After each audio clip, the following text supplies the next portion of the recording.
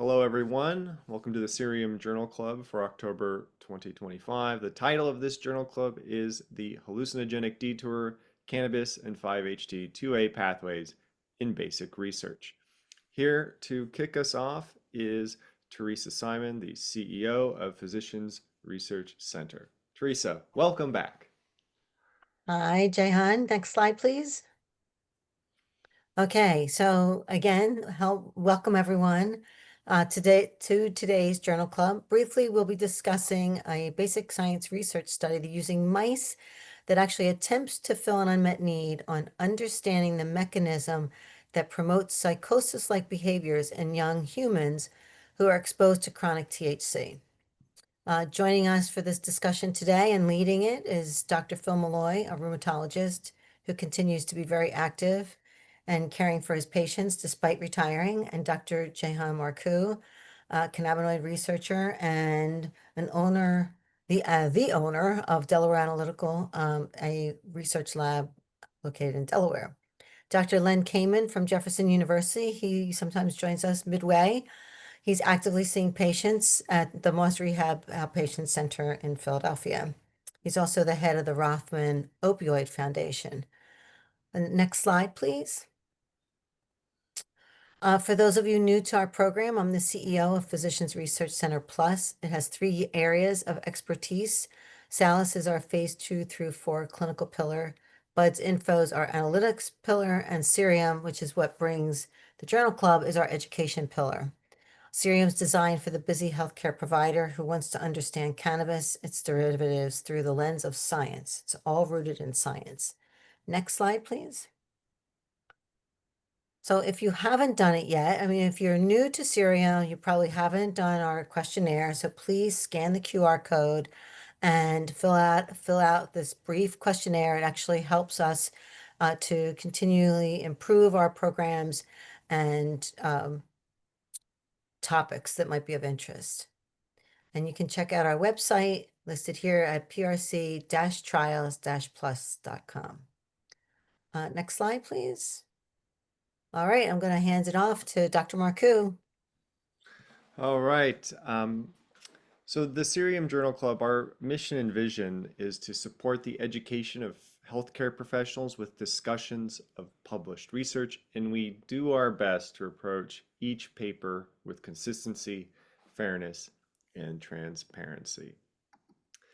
Please feel free to share this link with any of your interested colleagues. It's the same link the first Tuesday of every month. And we would really appreciate it if you'd all invite one other person to join you next time. So we want to declare that the purpose of this journal club is to educate and raise awareness and engage in a professional exchange. We're not recommending any policy or regulatory decisions and have no skin in the game or agenda other than education and discussing what's in front of us. And what's in front of us today is an article entitled Chronic Cannabis Promotes Pro-Hallucinogenic Signaling of 5-HT2A Receptors through the AKT-mTOR Pathway, published in the Journal of Neuropsychopharmacology in 2018. Now, to kick things off, we are going to just ask some poll questions. Get your feedback on a couple things. So I'm going to relaunch this poll. And there are 4 questions. We'd love it if you take a moment to fill it out. There are no gold medals for getting all the questions right, but we just like to get a sense of where you're coming from. So the first question is, do you believe the serotonin brain pathways are central to depression? Yes or no? Does cannabis influence the serotonin pathway that may be central to depression? Is there a strong link between cannabis use and depression? Do you believe cannabis can interfere with the effects of SSRIs? I see we have had we've gotten some comments in. Ooh, interesting. It's a horse race here. Look at those. Look at that change. Okay, we'll keep the polls open just for another minute or so, less than a minute, in case I know sometimes people change their opinion after you see if you enter your result. You're like, actually, yes, but no. Excellent. Wow. Very interesting results so far. All right. And if you have not gotten to your device to enter your answer, we'll close the polls in 5, 4, 3, 2, 1. Ending the poll, and we're going to share results. So I hope you all can see this pop up on your screen. Do you believe the serotonin brain pathways are central to depression? 70% responded yes, and just under 30% responded no. You know, the serotonin theory of depression definitely has received some criticism, but it's also, again, I think, Phil, as we discussed, there's a lot of people treat patients with serotonergic drugs. Oh, Ann Berg did not get the poll questions. Sorry about that. Um, does cannabis influence the serotonin pathway that may be central to depression? 71% said yes or true. Is there a strong link between chronic cannabis use and depression? And here we see more of a split with 57% saying yes and 43% saying no. So kind of a, and I guess we would have to qualify and define that a little bit more maybe to get more resolution. Um, do you believe cannabis can interfere with the effects of SSRIs? Here we see the most consensus of all the questions, with 86% saying yes. Yes, it can interfere with SSRIs, and 14% saying no. And I'm sure if we defined cannabis use a little bit, more specifically, we might see different answers there too. But thank you all for those who participated. Fascinating results. So we will move in to the introduction of the study. So, uh, so why do we care about this? Why study, you know, cannabis use in mice and focus on this serotonergic system? Phil, do you want me to do this slide? How are you feeling? Well, I can. We're just going to go through and highlight each bullet, which are self-evident. Early, I think any heavy cannabis use is associated, is convincing that the literature supports anyhow that it's convincingly associated with mental health risk. I've never seen a paper that said there was no connection between cannabis use and psychosis. Transient in people who have had the diagnosis already and de novo, in other words, first episode. It's been postulated that serotonin pathways have a role in the pathogenesis of psychosis and schizophrenia, as well as depression. And it's a target of hallucinogens that mimic psychotic syndromes, symptoms. And I don't know much about the this pathway, the signaling pathway. I think you know more about that than I do, Jehan. Thank you, Phil. The AKT mTOR signaling pathway is one of the ways in which the cells regulate their activity, growth, survival, homeostasis.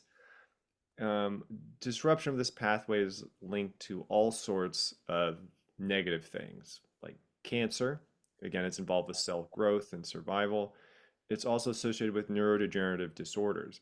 So you kind of disrupt the metabolism or communication of the cell because, again, it has receptors on the outside of it. It receives information from its environment that kind of tell it what to do and how it communicates with other cells, what sort of business does it go about conducting. And we see that this pathway is disrupted in a lot of neurodegenerative and disease states. So part of the gap here is one of the questions people are asking is how does chronic cannabis exposure interact with serotonin receptor signaling? And there is a lot of research out there about cannabinoids and cannabis, and it's kind of amazing that we are now trying to zero in on a mechanism, a molecular mechanism that can link why heavy early cannabis use increases mental health risk. Like, is there a mechanism that we might be able to understand, um, and why some people are more vulnerable than others? And so, to give us a little bit of a primer on molecular pharmacology, this is actually a slide from I used in my PhD thesis defense. But when we talk about cannabinoid receptors, most of us look at a CB1 receptor and we see this dot with a bunch of arrows pointing to it. We're like, oh yeah, that's a receptor, key in a lock, end of story. But there's a little bit more detail there. As you go into that cell wall, it has a little protein embedded on the surface, like a cannabinoid receptor. And there are drugs floating around, maybe some your body made, maybe some that were taken in the form of a gummy, and they float around in your body and they interact with these receptors. And those receptors, once they have a drug that recognizes them, an agonist that activates it, you have the sort of the henchmen of these receptors that do their business. And depending on what stimulates them, can bias them towards different activities. And so basically you have G proteins that have these subunits, and the body, no, the body, sure, but the receptor uses this currency of GTP, GDP to disassociate these G protein subunits. So you get a receptor that is stimulated by a drug, its G protein subunits disassociate and go off to do their various activities. And so this stuff we can capture in the lab and measure, saying, well, what subunits, what particular subunits are being changed because how drugs interact with it can affect what subunits associate with the receptor, which can change the amplitude of a signal or what it's targeting within the cell. Is it affecting gene transcription? Is it affecting the activity of a protein? What is happening there? So many figures, so little time. So we're leaving out just one figure, just in the interest of time. Um, but we think that these four figures really tell the story very well of this paper. But if there's lots of times and questions, we'll do figure three. So, um, so figure one, how did they design this study? Well, first they had to get approval to do this. So this was all done with, IRB approval. But this figure basically shows that mice were treated with THC for 30 days. So mice were given daily injections of THC starting on postnatal day 21 and then for the following 30 days. This was thought to model sort of adolescent exposure to THC. And then there was a 5-day washout to avoid acute effects before testing. So, right, they have all this time THC, THC, THC, THC, 5-day washout, and now we're going to do the challenge and do some assays. And on the right, you can see the THC concentrations in the brain cortex as the levels kind of build up. Again, you can see that they're about 4-fold higher on day 30 than they are on day 15. And then during the washout period, they decrease. So pretty, I think, simple stuff.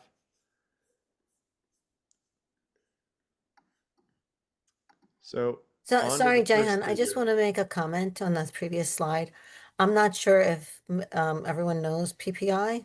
I mean, I had to actually look it up, but it's this pre-pulse inhibition, and it's actually one of the most promising neurophysiological indexes for translational research. So I just wanted to add that because I'm not sure if everyone knew what that was. I didn't. Yes, and so this figure two looks at behavior, which is through this PPI disruption, which looks at movement. So what they call sensoromotor gating. So measured by pre-pulse inhibition. So basically, you can do this experiment at home. Take a book walk up behind someone and drop it on the floor, you will see a PPI response. And the higher you lift the book and the louder the noise it makes on the floor, you should get a larger response from them. And that's basically, in a nutshell, a loud noise and looking at an animal's startle response. And if that startle response is disrupted. And in animals, which don't have a very large cortex, that is one of the ways at which they look at a marker of psychosis or schizophrenia. Is their response to things that they should normally sort of respond to? So you're disrupting sort of their natural behavior. Again, you cannot ask a mouse, put it on a little couch and, ask it questions about its childhood and was their mother single while they were growing up and things like that. You have to go about other ways of looking at their behavior in response to challenges. So when you look at this experiment, you see a lot of things. So on the bottom here, this is the decibel level.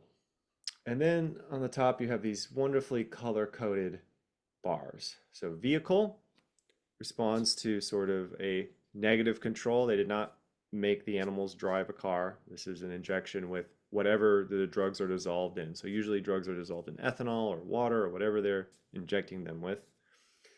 Then they add this stuff called DOI.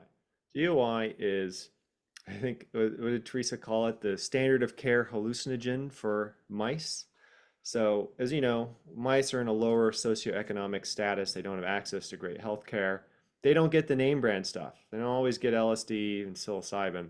They get DOI, which is in the same family as LSD. Similar mechanism is used in research studies. So, one of the reasons they use DOI is because probably it is easier to use for research.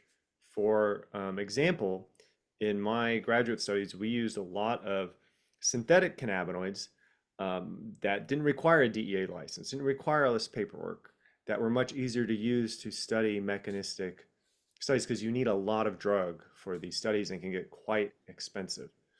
And so when you add this psychedelic that is very similar to LSD to an animal, you see this PPI inhibition response at this decibel level. When you have THC in the black bar, okay, it looks similar to vehicle, not much of a change. When you add THC and a psychedelic together, you see hashtag, hashtag, hashtag. So a significant reduction in this. So, and then as you increase the decibel level, you see more of a pre-pulse response and an even sort of more inhibition, $, hashtag, hashtag, hashtag. Now you know it's very significant. And you can definitely see here, they have the code here for what those means in terms of statistical significance. But the point is here is that there's a loud noise happening and the animals are just kind of sitting around being like, what is that? What is that, the fire alarm or a disco song? Like, this sounds kind of nice. They don't really know. I mean, we don't know. We don't ask the mouse, but we just know that their processing of the sensory information is disrupted. What else can we say about this? Basically, what we see is that DOI is this tool that lets us reveal how THC exposure changes signaling and vulnerability to these psychosis-like behaviors in animals. And so we're looking at these pre-pulse inhibition deficits, which again are used as translational models for schizophrenia or hallucinogenic effects. We can always come back to this slide, but the next one has some binding data, which I haven't talked about logarithmic scales in such a long time. But if you're having flashbacks to undergraduate or graduate school, it's normal, it happens. But here we have a logarithmic scale. So -11 is a smaller amount of drug, and as you move through, you're just moving zeros and you're increasing amounts. And what you see here is a tritiated compound, not super important, but all this really shows you is that something is being knocked off the receptor, and how easy it is for something to knock off another drug on the receptor that is tightly bound. And what you see is that THC is shifting this. So in gray or open circles, we see the vehicle. When we look at THC, we see a shift to the left. That indicates increased sensitivity because at in this range, normally you need, an order of magnitude or two higher to get there. But when you are here, you see you see this shifting. So what is else also happening is when you have this DOI stimulated GTP gamma S binding, and this is a thing we talked about with the primer, with signaling, is that we see this preferential signaling with THC for certain subunits. And all of these subunits are associated with sort of a biases towards this pro-hallucinogenic signaling. So basically, normal activation of 5-HT2A by a hallucinogen like DOI produces some coupling to inhibitory G proteins, but the effect is usually modest. After chronic THC, the receptor becomes super sensitive, and you can kind of see this in two ways. One, there's a higher affinity receptor state created by THC. And second, the functional assays show these G alpha I1, G alpha I3, and so on. There's much stronger coupling to these G proteins, the sort of henchmen of a receptor that go and do its bidding. Tells one to go shake down a shopkeeper, one to go rob a bank, or whatever you want with this analogy. Or maybe you need a little more friendly analogy. It's telling you what emails to send to what department. And if only one department's getting emails and the other two aren't, again, in a company or an operation, that can create a lot of confusion. So let's, Jan, yeah, can I rephrase it and you can tell yeah, me if I have it right? please do. So if you expose me, let's say I'm the laboratory mouse, if you expose me to a stimulus which can make me psychotic, it's going to take a certain amount of stimulus to make me psychotic. And that relationship is shown on the left. And if you expose me to THC, if I'm a chronic cannabis user, my threshold is much lower to cross the psychotic border with the same stimulus. I can cross it at a lower threshold. Is that what it's saying? That is the mechanism that they are implying, is that this, and again, they're using very high doses in animals, and we'll talk about the Right. strengths and weaknesses of that later, but conceptually, you're spot on, Phil. High chronic THC leads to making this particular receptor sensitive to hallucinogens, which may make it also sensitive to be stimulated and activated in other ways. And so that can kind of, there's lots of, I think, concepts like it makes people way more sensitive maybe to the effects of things like LSD, and maybe perhaps a little more vulnerable to some of the unwanted side effects. So those are concerns, and they did make a nice little figure for us in the paper. So what they show is we have this G protein signaling with our normal hallucinogen agonists and our non-hallucinogen agonists that all like to conduct some business at the 5-HT2A. And when those substances stimulate the receptor, it sends off its G proteins to go off and do whatever business it says. Hey, turn on that gene, turn off that gene, send a message to the cell next to me. And when we have chronic THC exposure, we see a huge bias indicated by the giant green signaling. It's almost like it just says, we're only doing this now. We no longer are a full service station. We only offer one. We're just making French fries, no burgers. Yeah. So that can cause a disruption to sort of cell signaling and cell activity. And May I make a comment? yes, I think that this is the best figure in the whole paper. because it really does visualize that exactly what's going on. I mean, the others, and you walked through them, great, both of you, but this is the one that I guess resonated with me. So Well, I think it's because Phil and I did such a good job leading up to this figure. I agree. I agree. All right, well, keep this figure in mind as we move into the next two data figures. And again, and when we get to the end or whenever, we're happy to go back through figures or slides or anything like that. So the next phase of this was the rapamycin studies. And rapamycin, as it says there, blocks some of the effects of THC. It inhibits this mTOR pathway. So it's an mTOR inhibitor. And so, this is kind of how basic science works, right? If you want to find out how a car works, you start removing things. If you want to figure out how a car works, well, you don't need the doors. You don't really need a seat. Do you need a brake to figure out what makes a car go? No, you don't need the brake. What do you need a brake for? Do you need a radio? Just throw all that stuff out. You might just be left with, a bucket and a drive shaft and an engine at the end of the day. And so this is part of that process. Let's block things and see what happens. And so here we have the pathway. And this is typically looking at protein activity.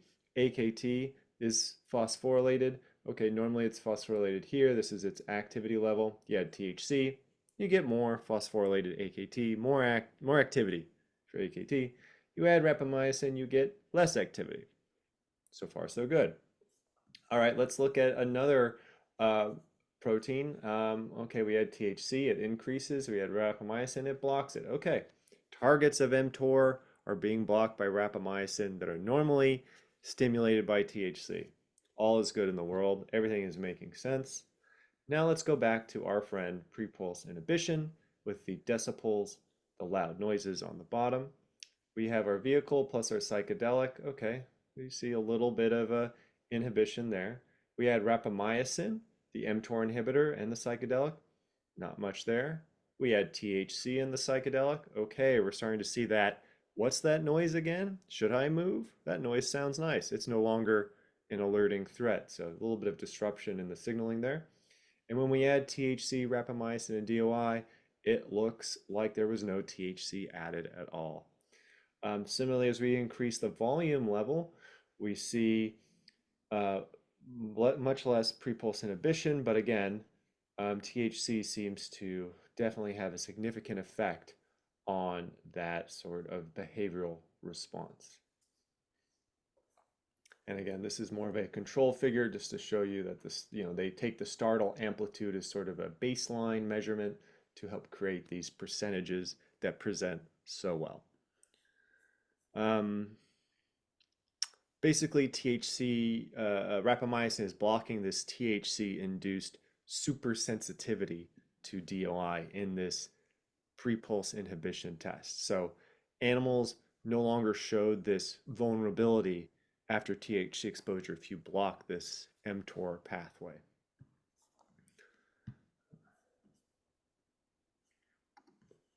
All right. So finally, panel E, we show in mechanistic detail rapamycin preventing the THC-induced supersensitive coupling to these G proteins that we saw earlier. Trust me, they're the same ones that were on the other slide. But what we're basically looking at is, okay, this clear white box, that's the vehicle. Boring, right? Nothing happening there. You add THC, okay, we get some changes. You add THC in the rapamycin, we're inhibiting this thing. And so we're really, what the authors have really done here is narrowed down this predictable mechanism. They're basically finding that, the causality, the AKT mTOR pathway is necessary for THC to create this biased 5-HT2A signaling toward what's being called a pro-hallucinogenic mode to increase vulnerability to what the authors call psychosis-like behavior, which I think is pretty fascinating that we can get down to this level of detail. There are even concerns that synthetic cannabinoids at cannabinoid receptors, because they are doing different things than some of the other cannabinoids might be having similar effects where they're affecting the subunits of G protein. So I just want to say that because this is not an unheard of thing in molecular pharmacology where certain drug combinations, certain sequences can affect signaling later on.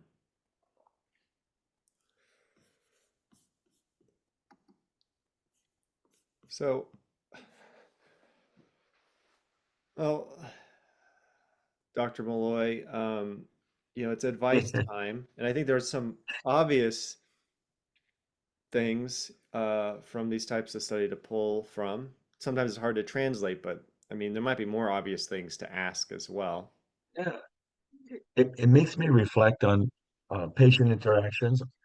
I'm not even sure I know who all my patients are that are chronic cannabis users. If I'm seeing someone for another medical problem, rheumatoid arthritis or hypertension or whatever, I might not go down the path. And I don't even know who my patients are that have a strong family history of schizophrenia or psychosis. So it makes me want to, if I'm somebody's primary care doctor, it makes me want to, uh, motivates me to want to know more about my patients in terms of family history, predisposure to conditions, in this case, unstable mental health conditions, um, family history of schizophrenia, let's say, or past borderline episodes. Um, if I had a patient and I knew that about them, I would want to know their substance use history. It becomes knowing that there's a foundation of basic research, like you just presented, makes me buy into the possible connection and want to know more about my patients.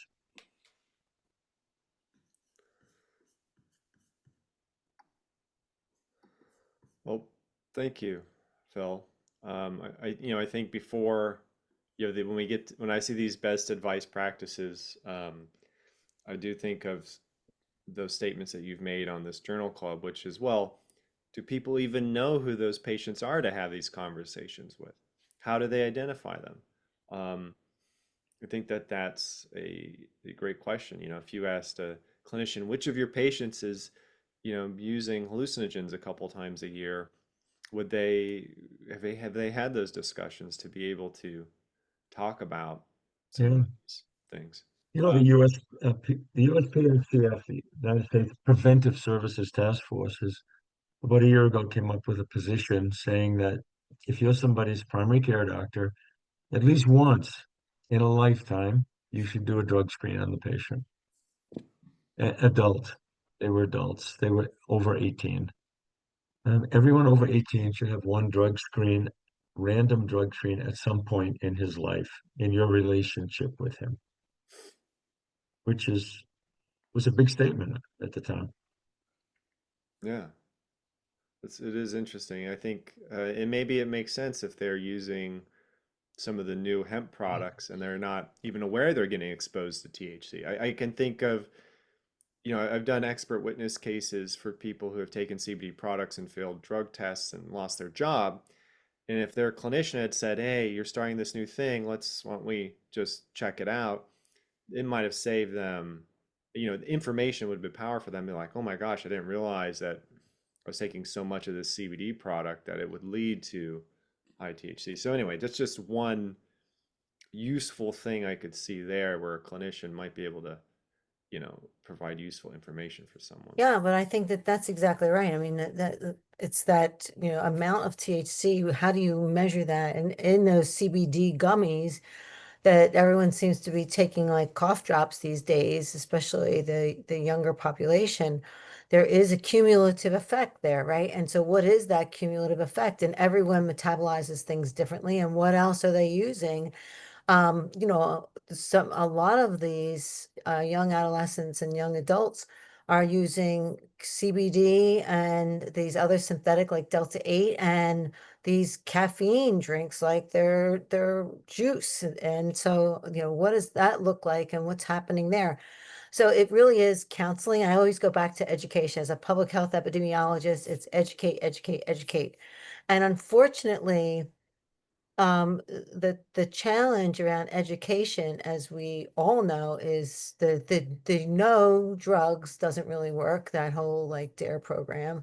But at the same time, when we think about the labeling on cigarettes, people still smoke, but there's a high relative risk of, if you smoke this, the relative risk of getting lung cancer is very high. And the same thing with alcohol in pregnancy. We have to tell the public no drinking during pregnancy. But if you are a female of 9 months pregnant or 8 months pregnant and on a full meal, and you have a half a glass of wine, your baby's not going to have fetal alcohol syndrome. But we can't tell the public that, because they take that and they say, oh, well, that means I can drink. I mean, so this is the challenge, because telling the kids no, doesn't work, but telling them yes doesn't work either, because then, and so how do you balance this? And it really is, trying to understand their history, like you said, Phil, like, what is the history? What is their exposure at home, even outside of them taking it? Are they observing their parents using substances? Like, we don't have enough of that counseling, like the pediatrician, it's going to fall on them, that type of counseling for substances for kids. And when you bring it to schools, Jahan and I know this firsthand, you bring the programs to schools and they push back. We don't really want to talk about this, but, it's something that definitely needs to be discussed. And as it turns out, it's so relevant for what I'm doing. PRC is working with a company and building a schizophrenia registry as it is. And, this just adds to trying to, in their history, understand the substances that they have used and that they currently use outside of their antipsychotic meds. It just really says a lot about trying to understand that history.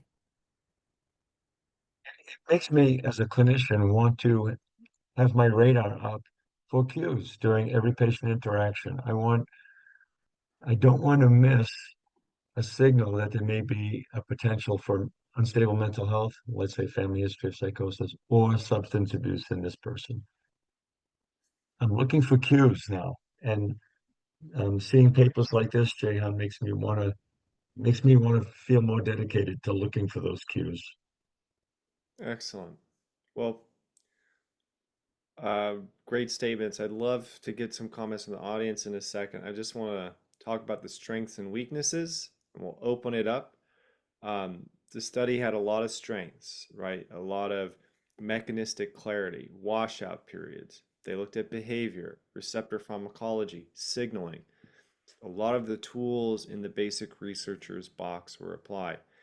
They tried to create some relevance to both clinical observations and human genetics, because there are, as you know, we're all built a little differently, and some of us have genes that work more efficiently or less efficiently than others. Some weaknesses of the study: only male mice were used, no sex gender analysis. It was a fairly high dose of THC, 10 milligrams per kilogram. If you translate that into, a 80 kilogram adult, that is a whopping amount of THC every day. So it may not quite mirror human experience, but again, animals require large doses of THC compared to humans. They did focus on a single compound. Again, no assessment of other cannabinoids. So, they're not looking at, okay, the mouse is going to use some THC, then later on at night eat a bunch of CBD before bed. Just looking at a single purified compound. And again, they looked at the single kind of behavioral outcome. They only have so many time in the day, so many mazes the mouse can run, as it were.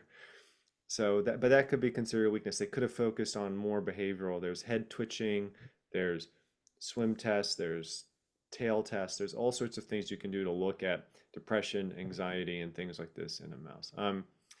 Rapamycin is a bit promiscuous, similar to like CBD, interacts with a lot of stuff. So it may not fully isolate this mTOR specific actions, but that's why they demonstrated it kind of stepwise. All is good, it's behaving as it should, but there could be other things that it's doing to interact with that system. But that being said, let's get, if you are feeling stimulated and you have a bit of pre-pulse disinhibition, feel free to share any comments you have or thoughts about this paper. We won't bite, I promise. I have a comment. Thank you, Dan. You know, I appreciate you bringing this article forward, and I think the biochemistry is interesting. I think I think our ability to translate this into clinical advice for young people is very limited. There's so much more going on in the human, as you've pointed out, in different ways. And it just seems to me like this is a bit of a stretch. And when I read the article, I sensed that the authors were biased towards coming up with an explanation to support the findings of 4T in the Lancet article that found that high dose cannabis use predisposes young people to psychosis longstanding. And Teresa's comment about cumulative effects, I would argue that we cannot make any uh, rational conclusions about cumulative effects in a snapshot study like this, where you're assessing the biochemical uh, results of basically a one-time event. So I disagree with uh, much of what I've heard today about the translational benefits of extending this data to patient care. I think it's much more useful to look at the epidemiological studies on young adults using cannabis and assessing their risk for psychosis. That like those studies that have been done in Canada. I forget the gentleman's name right now. There's been so many epidemiological studies that demonstrate that cannabis increases risk of psychosis in those at-risk populations, and that those individuals that are predisposed to mental health issues do self-medicate with cannabis, perhaps in a way that doesn't enhance their psychotic problem, but rather as a way for them to help themselves. And that's my bias. So there's my 2 cents. I appreciate that a lot, and I'm so glad that you critique this because we're trying to be messengers of this paper, and I think that you know that is a challenge with basic research. Is sometimes it is a little contrived. You can design experiments to kind of confirm almost anything you want, and basic research suffers because negative results rarely, if ever, get published. Like if you, there's no love for no harm, there's no love for no effect. And so you don't see a lot of papers that are published where hey, there was no effect in the open arm T maze for anxiety with this animal. There was no effect on, we're going to use the behavioral tests where we see an effect that we can demonstrate an impact. So, And I'll yeah, just we make have, a comment to yeah, Dan too. So thank you so much. I mean, I do appreciate that. And I'm familiar with the epi studies, that especially coming out of Canada. But what I will say Walsh, is yeah, that it was Walsh. yeah, no, yeah. and what Yeah. I will say is that, Jahan pointed it out at the end, the very high dose, but that was used, but that's usual of what happens in a basic research. And then I think a repeat of, because this is maybe one benchmark, right? This is one bookend, and that if they were to repeat it at a lower dose, or more of a dose response to see, maybe how it can be translatable, right, to humans, because what does that look like? And I think that the challenge with the human epi studies is a lot of it is recall. We're not doing randomized trials where we're exposing people to a set amount of cannabis or anything, I mean, it has to go through the whole drug development process, which is fine. I mean, that's been the majority of my life is the drug development process. And so it's, that's the challenge, the balance that we're trying to do. But I mean, you're spot on with a lot of your comments, and I appreciate them. So thank you. You're welcome. You know, the whole science of receptor interactions in the membrane it's just so interesting, and we're learning so much about the heterodimeric interactions between, the serotonergic receptors and the cannabinoid receptors. And I found it just so interesting that, these receptors are fluid in the membrane, and they create, dimers. There's a huge amount of things we don't know about how these receptors interact with each other. And so I think this study is useful because it adds another, you know, piece of evidence demonstrating that, cannabinoid 1 receptors, let's just say for argument's sake, and 5-HT2A receptors interact. And I think that's important that we keep that in mind. Absolutely. I think that's well said, is that while we figure out what the story is here, we know that there are things happening between these systems, which is, I think, really exciting for the field. That it's not just our imagination, there is something here. Shauna has had her digital hand up, so I'd like to give you a chance to speak. Welcome. Thank you, John.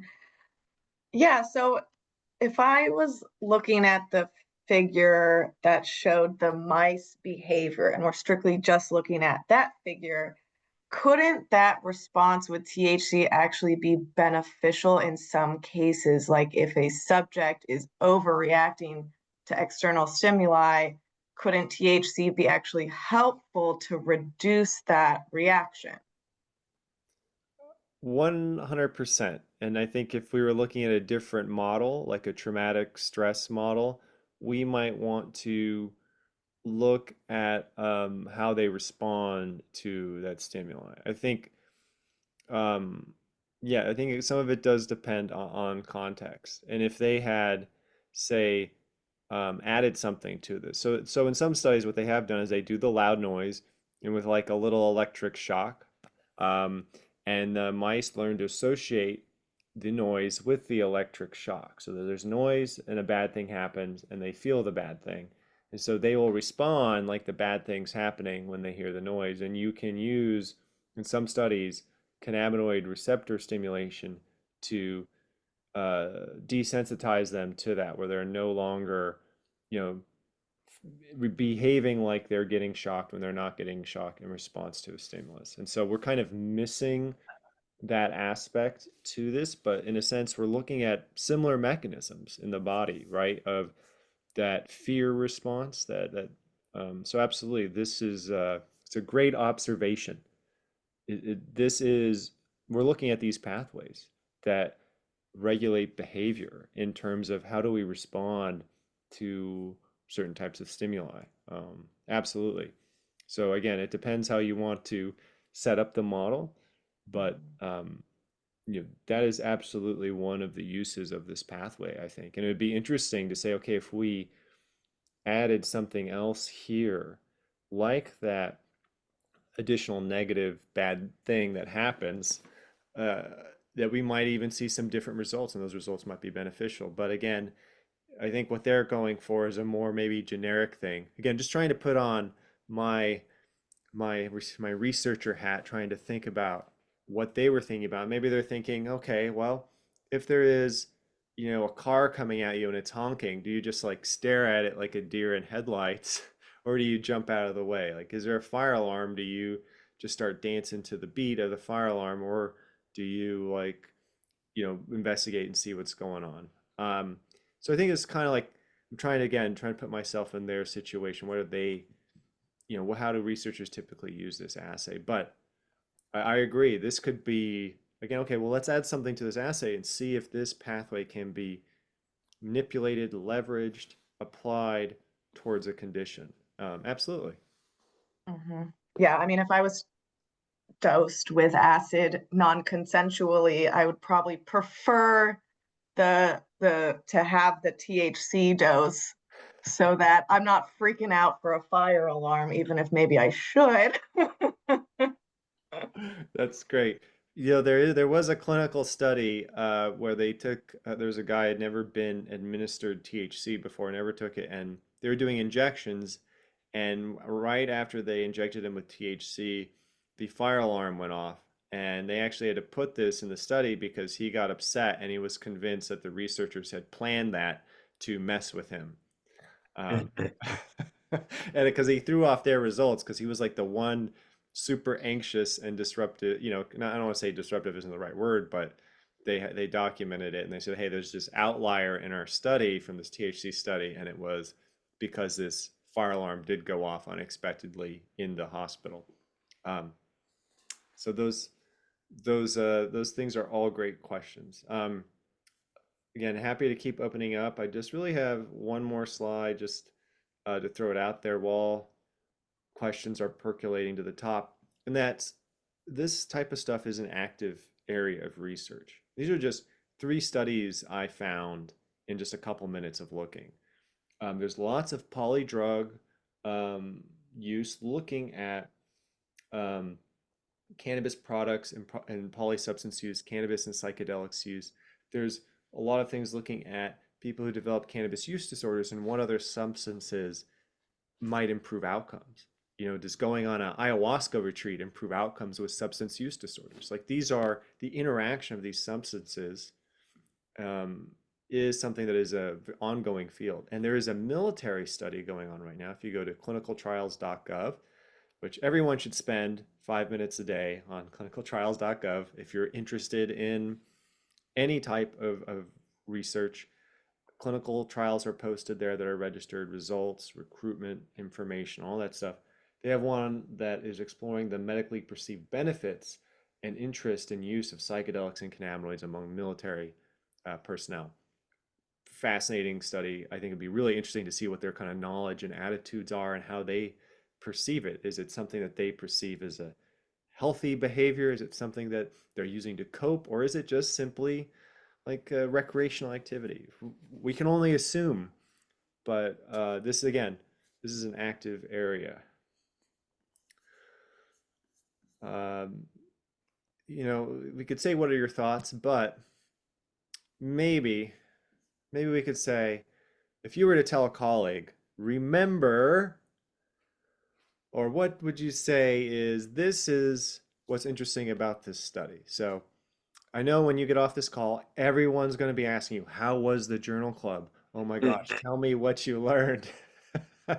So, Dr. Stein, I know that you had mentioned, Dan, you had mentioned a couple of things. What would you kind of tell people about this study? Like one thing to kind of remember it. And I know putting you on the spot, but No, it's okay. It's all right.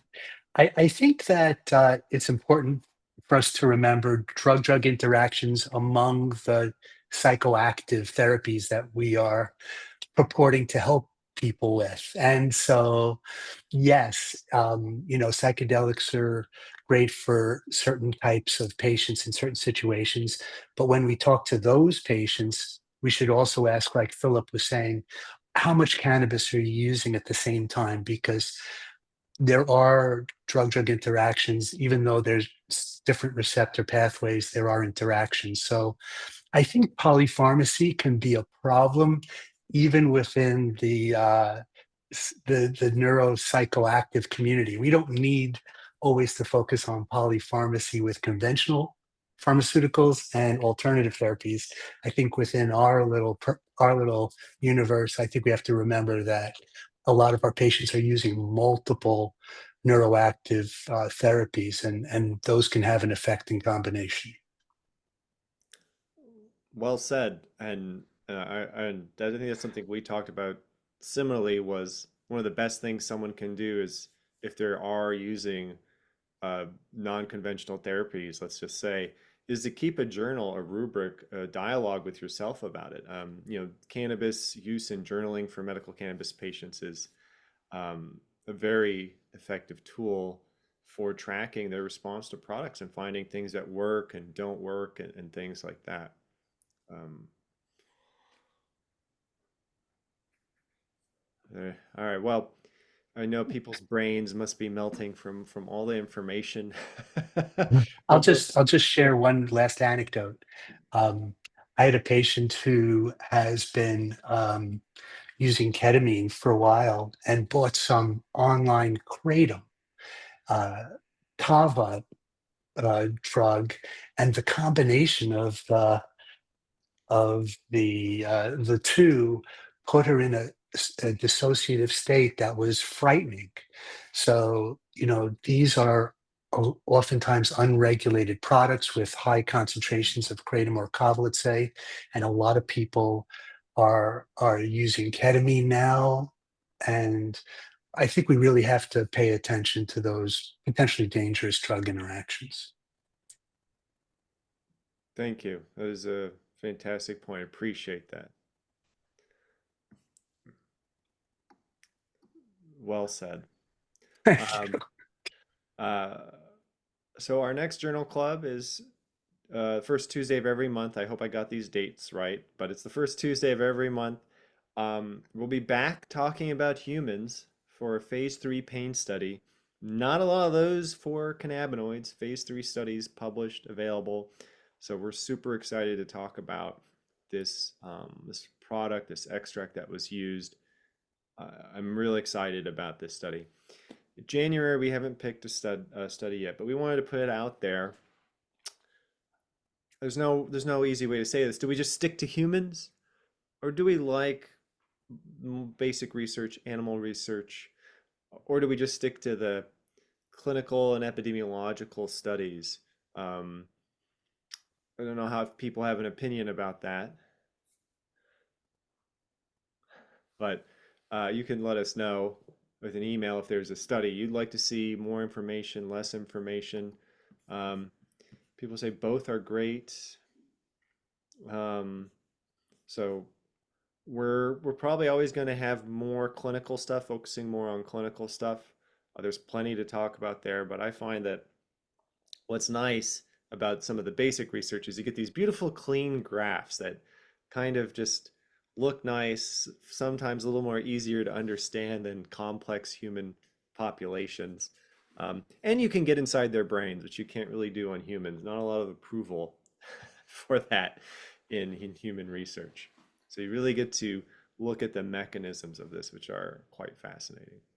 So, um, all right, well, I will be respectful of everyone's time. I want to say thank you so much for joining. Appreciate your participation in making this journal club possible. Um, we will be back next month with the phase 3 pain study. Tell your friends, invite your colleagues, and we look forward to having you again at another Cerium Journal Club. Thanks, everyone.